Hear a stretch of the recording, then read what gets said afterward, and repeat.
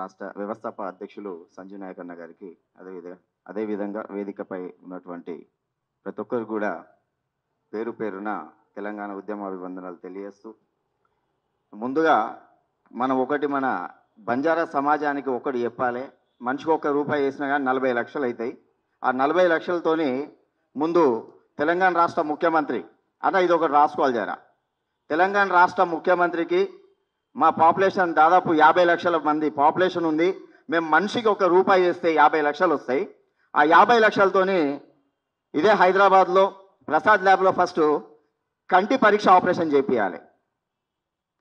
ఏదైతే ఇప్పుడు లంగచెర్ల కొడంగల్ ఆయన నియోజకవర్గం, మరి తెలంగాణ ప్రాంతంలో ఉన్నటువంటి బంజారాలు ఇవాళ ఆయనకు ఓట్లు వేయలేదో మరి, లేదా తెలంగాణ ప్రాంతంలో ఉన్నటువంటి బంజారాల పైన ఏ రకంగా కక్ష పెట్టిండో ఇవాళ అర్థం కావట్లేదు.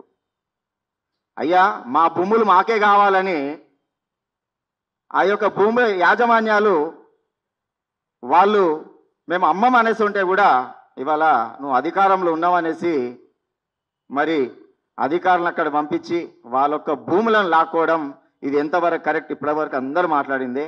మరి ఆ భూములలో తొండలు కూడా గుడ్లు పెట్టామంటే నువ్వు ముఖ్యమంత్రి పదవి ఈడ ఉండకుండా పోయి రోజు ఆడ గుడ్లు పెడుతున్నాయో లేవని చూస్తున్నావు అని అడుగుతావు. ఇవాళ చాలా మేము పోయి చూసినాం. పత్తి మంచిగా పండుతుంది, అనేకమైనటువంటి పంటలు సంవత్సరానికి 3 పంటలు పండిస్తూ ఉన్నారు. అటువంటి భూములను ఇవాళ పంటలు పండట్లేదు. కానీ వాళ్ళకి న్యాయం చేద్దామనేసి పీకుడు గాడు వచ్చిండు. అంటే ఇన్ని రోజులు మేము ఆ భూముల మీద బతకలేదా? నువ్వు ఈ ఫార్మా కంపెనీ తీసుకొచ్చి పెడితే నీ కుటుంబం లాభపడతాయి తప్ప మా బంజారా ప్రజలు కానీ వాళ్ళు అక్కడ ఉన్నటువంటి వాళ్ళు బాగుపడతారా? నీ కుటుంబం కోసం ఇవాళ నువ్వు ఆ ఫార్మా తీసుకొస్తున్నావు తప్ప దాని ద్వారా మా బంజారా బిడ్డలకు ఒరిగేది ఏం లేదనేసి కూడా ఈ సందర్భంగా తెలియజేస్తూ ఉన్నాం.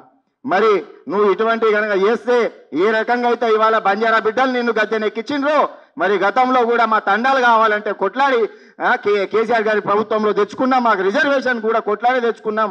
నువ్వు ఇదే రకంగా చేస్తే రేపటి రోజు ఇదే కాంగ్రెస్ గవర్నమెంట్ ఏదైతే ఉందో, కాంగ్రెస్ పార్టీ ఏదైతే ఉందో నిన్ను లెక్క కూడా చేయదు.